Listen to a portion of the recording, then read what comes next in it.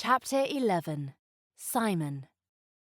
It was an hour past noon when the short caravan of carriages and wagons travelling from the Cottrells' party reached the lane that would eventually lead to Everett's house. Simon signalled Everett to pull back. The smaller portion of the party was moving on to Everett's house for a few days. Simon turned his horse off the lane and back toward the way they'd come to allow the baggage wagons to continue, and Everett did the same, only stepping back onto the road after the last of them had passed. From this distance, Everett would be able to talk loudly enough for Simon to hear without broadcasting the conversation to swell the current stream of gossip. "You said you didn't want to talk about the incident," Everett reminded Simon. "Well, now I do." But he didn't. He didn't know where to start. Questions swirled through his head faster than he could snatch one to consider. Instead, he blurted out, "Cora could have acknowledged what Lady Radnor saw. We were alone, embracing. It was exactly what she thought she saw." Simon glanced at Everett to gauge his response, but Everett just nodded and looked back toward the road. "Cora could have forced a marriage, and I wouldn't have fought it." This time, Everett's gaze didn't leave Simon, though he held off giving an opinion. Simon continued, "I would have considered myself lucky. We would marry, and I would have proudly announced it to anyone who would have listened. The whole country would have seen my joy. There would have been no scandal, because I wouldn't have been trapped, but rescued." Simon's voice softened as the last sentence trailed to an end. More to himself than to Everett, he added, "But she didn't." Their horses clomped on the road, and the baggage wagons rattled ahead of them. What had he missed? He saw her longing. He felt her passion. He thought it was love. Had he been a fool over it all? They rode in silence until Simon asked, "Why didn't she, Everett?" He wasn't sure he wanted an answer. He didn't want to consider what it might be, though he'd lain awake the night since, trying to answer it to himself. Maybe she wasn't sure she wanted to live in England. Maybe she wanted to choose from many advantageous offers and not get tied to anyone yet. Maybe she wanted her husband whole. There was a prick at his mind, but it dulled quickly. He'd never seen pity on her face when she looked at him. He had to believe better of her. What would she have to give up to marry him? On the surface, she seemed ready to give up much. Her home, her friends, her country. What more would it cost her to choose him? Did she consider that price too high?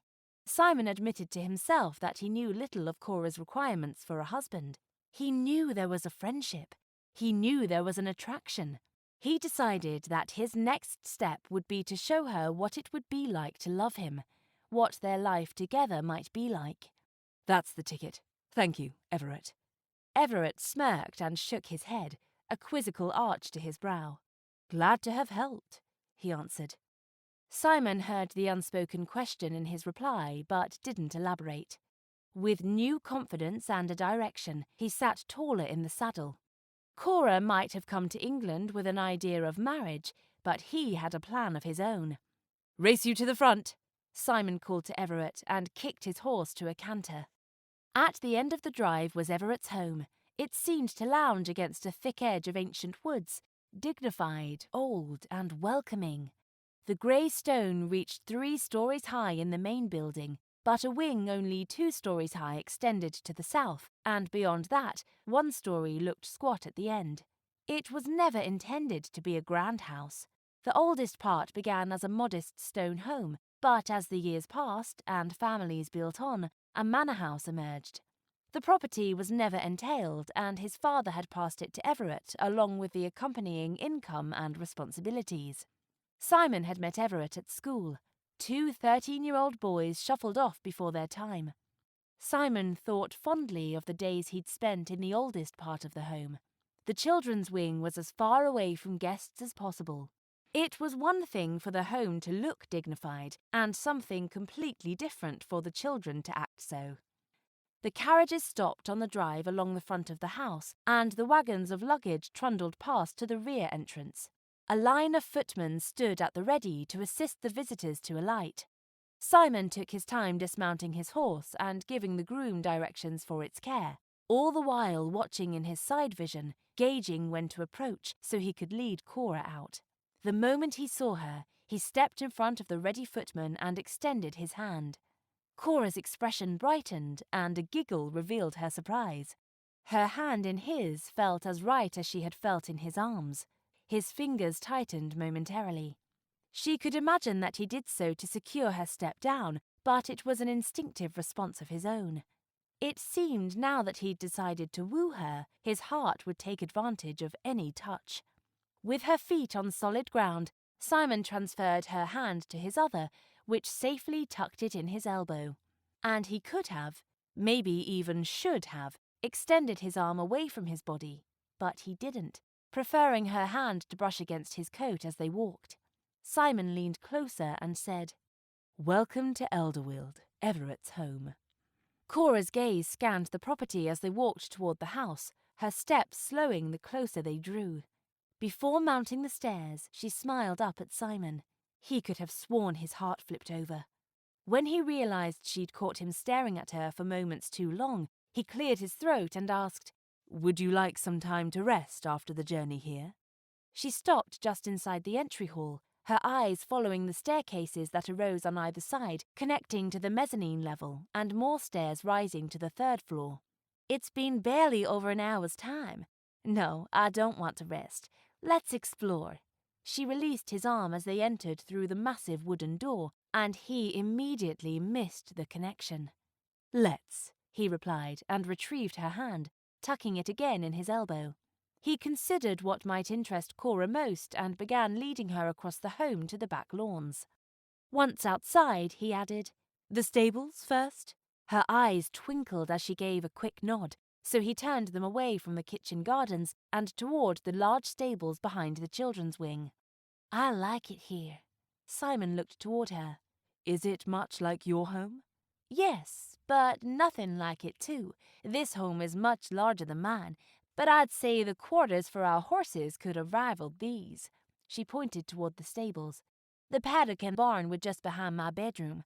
I used to sneak out to pet the horses when I was younger and to ride them when I was older." Simon noticed a wistful sound to her voice and a gleam in her eye that looked like unshed tears.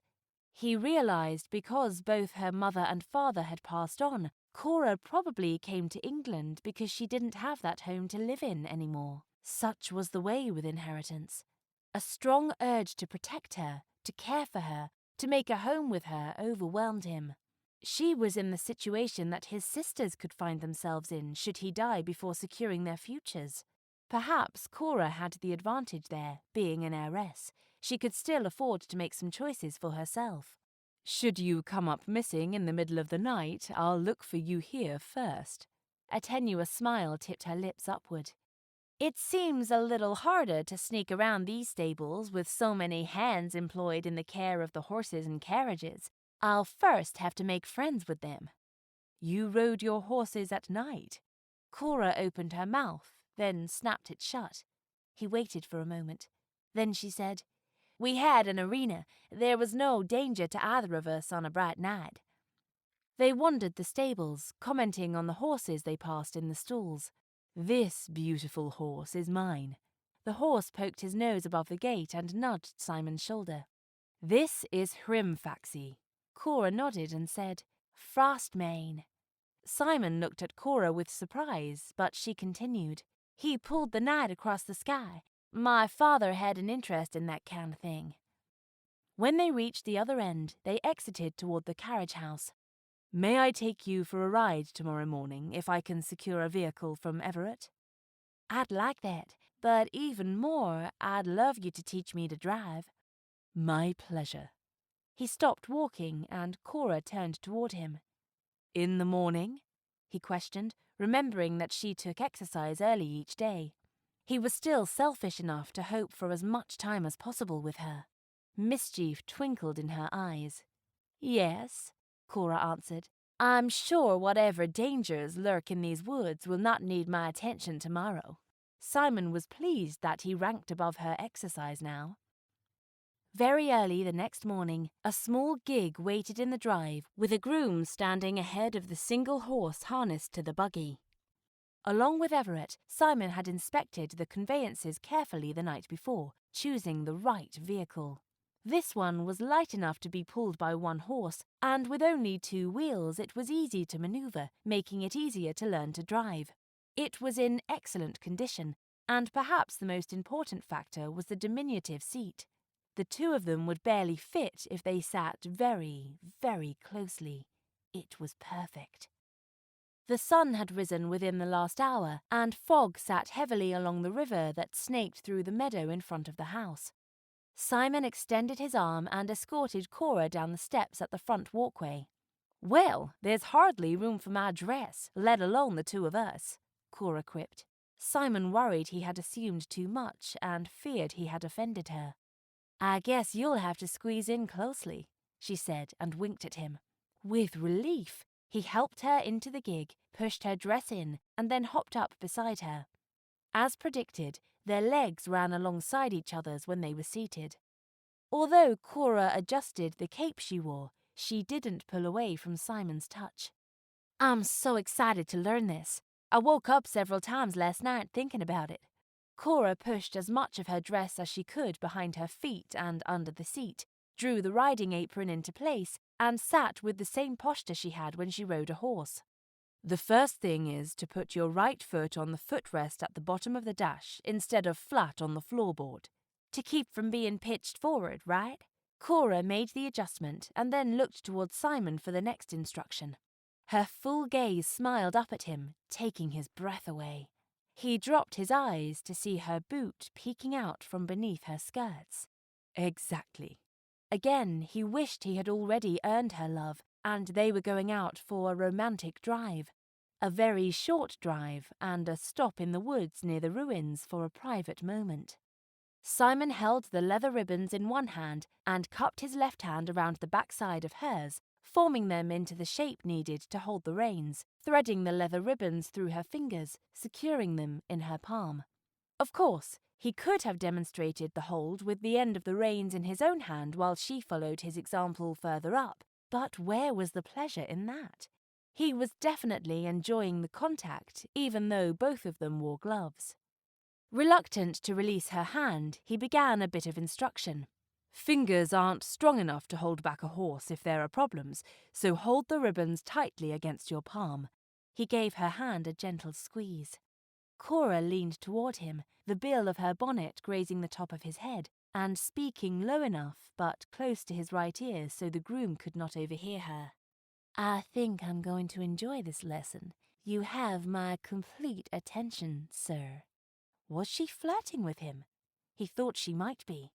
Her blue eyes were bright with delight. She knew she had captured his attention too. When Simon took a breath, hoping to clear his mind, he noticed the slightest pleasant smell, sweet like cake. He wanted to lean closer to Cora to make sure, but realized his face wore a daffy smile and cleared his throat, leaning away instead. "This hand will hold the whip like so." He placed the handle across her right hand. "Then these fingers are available to hold the tail of the reins beneath your left hand. With a turn of your hand, one side or the other will tighten, signaling the horse to turn." He pushed her hand toward the horse to loosen the reins, then demonstrated how to turn her hand. "The trick is to ask with your hand and command with your voice." "Shall we go?" she asked. "When you're ready," he replied. She nodded, and the groom at the horse's head stepped away. "Just say, 'Walk on.'" Cora repeated the command, and the horse began to pull. The lane to Everett's house was long and straight once they rode past where it wound around the gardens. There were no canals on either side, so if the horse left the trail momentarily, it might get bumpy, but not dangerous. Simon noted how relaxed and comfortable Cora seemed as the driver. She sat straight and left some ease in the reins. Her hand gently, discreetly tipped the reins to confirm the horse's desire to walk down the road. She was gentle with a horse's mouth. Nearing the end of the lane, Cora asked, "Right or left?" He pointed to his left. "This way, between 2 grassy hills, is a rather lovely pond with a bridge going right through the middle. And that way," he said, pointing across Cora, are some mysterious, and some say magical, ruins. The pond today, but I'll hold you to exploring the ruins another time. Simon entertained the daydream he'd had earlier of holding her behind the ruin's crumbling rock, of her cheek pressed to his chest, her arms around his neck, and stolen kisses. As they reached the crossroads, Cora looked up and down the road before she turned her shoulders and rolled her hand slightly, sending the horse to the left. Soon after they topped the hill, Simon saw a farm wagon barreling down the other side of the road toward them. The horse appeared to be out of control by the look of the man desperately pulling at the reins. The wagon pitched from side to side as the horse ran, dust flying up when the wheels veered into the less packed dirt along the roadside. Simon could see the bed of the wagon tip while the driver, his feet high and spread wide on the dashboard, fought to stay aboard. The horse listed to the side at an unusual angle. Part of the harness must have broken. The man failed to stop the horse before it could enter the bridge straddling the lake, and in the next wild lurch, the front wheel left the bridge, pulling the wagon and horse after it into the water. Simon reached to take the reins, but he heard Cora yell, "Hey-ya!" and saw her flick the ribbons against the horse's hindquarters. The animal bolted from a trot to a canter, covering the distance to the accident in seconds. When she reined him back at the lake's edge, Simon jumped to the ground before their carriage was fully stopped, kicked off his boots, and waded into the water, stripping his coat and vest as he went. Where was the driver? Simon couldn't see the man. The horse thrashed, desperately intent on swimming, though it was tethered still to the wagon, churning the water into frothy waves and obscuring Simon's search. He swam around the panicked beast and dove under the water, staying clear of the flailing hooves. Nothing. Again and again. Nothing.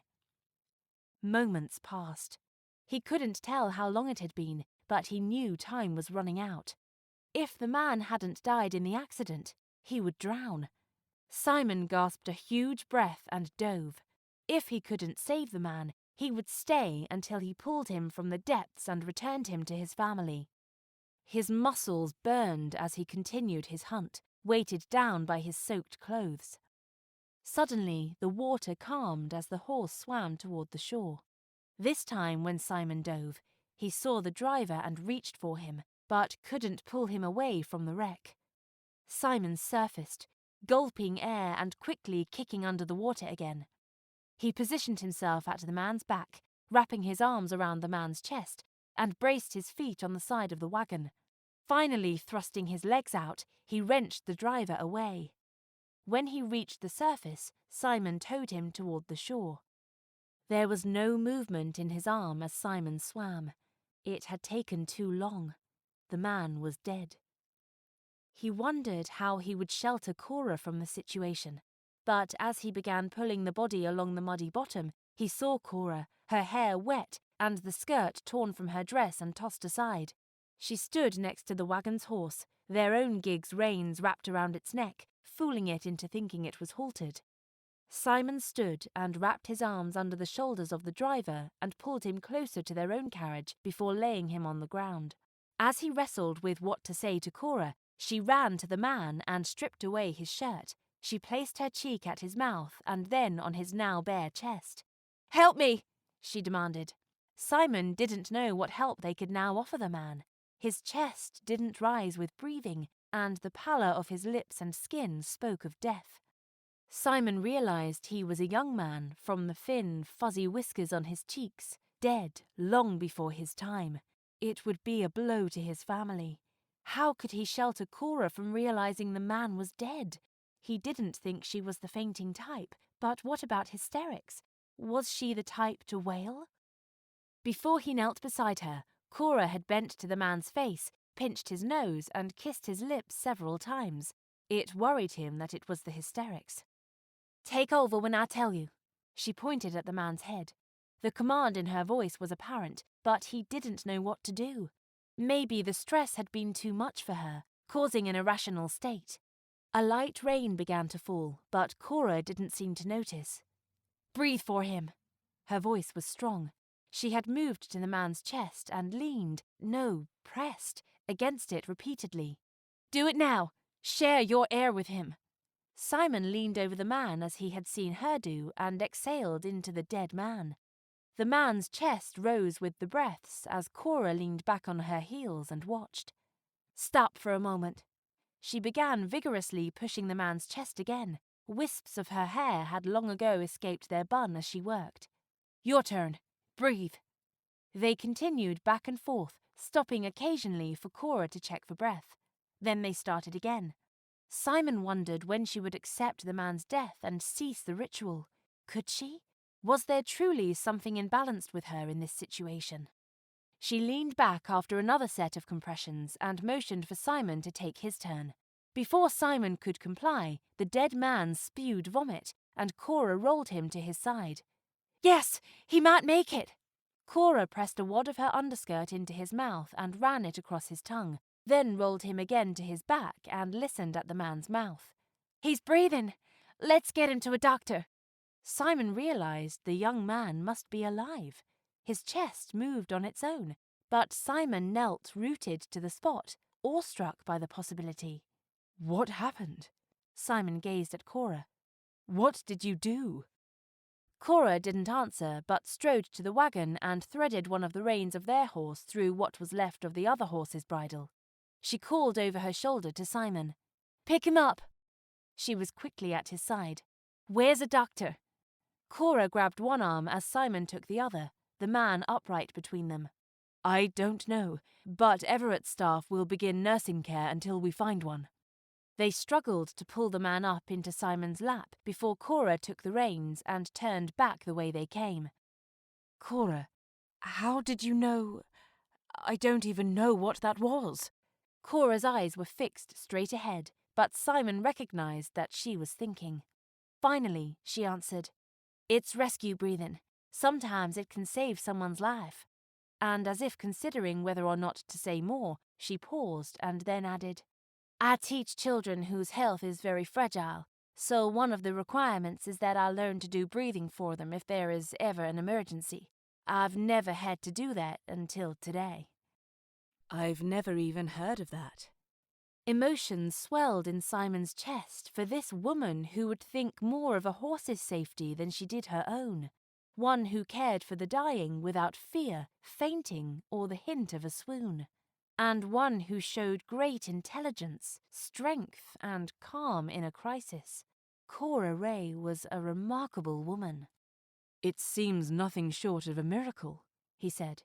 He saw her bite the corner of her bottom lip. "I'd rather not make a big deal out of it." Though not a question, it sounded like one the way she said it. "I feel comfortable saying that he went into the lake and we pulled him out." He thought he saw fear in her eyes, pleading with him. "We can talk about what happened later. Please don't tell anyone." Simon nodded, but internally questioned the request. They rode in silence to Everett's home. A whirl of activity ensued when they reached the estate, and a groom was sent to fetch the doctor. While the servants were busy with the young man, Simon assisted Cora from the gig. She had adjusted the ripped skirt of her dress to be held up by the riding apron and concealed that beneath her cloak. Her arms crisscrossed her stomach, and one could easily think she was having an attack of nerves instead of holding her clothing together. As they entered the house, May approached with a worried look for Cora, no doubt because of her dishevelled appearance and being soaking wet, and a scowl to reprimand Simon for mistreating Cora so. "Will you help Cora to her room?" Simon said before May asked a question. Cora added, "Yes, please." Then she whispered something to her friend. May placed her arm around Cora's waist and the women began to climb together. How would Cora explain the ruined dress? She probably wouldn't have to. May was the kind of friend who would help her dispose of the evidence with no one the wiser. The women made slow, measured steps. Only at the top of the stairs did Cora turn around. Simon saw some sadness to the look in her eyes. His every nerve and muscle surged with energy. He wanted to charge up the stairs and take her in his arms. He could hold her until the hurt went away. He knew Cora had done the right thing, a heroic thing, yet she seemed pensive. Surely she didn't regret saving that young man's life. Maybe she felt the weight of the man's survival. For a long moment they gazed at each other. His heart pressed for him to love her, to claim her, to protect her. She smiled at him without the usual sparkle of her real smile, then disappeared down the hall to her room.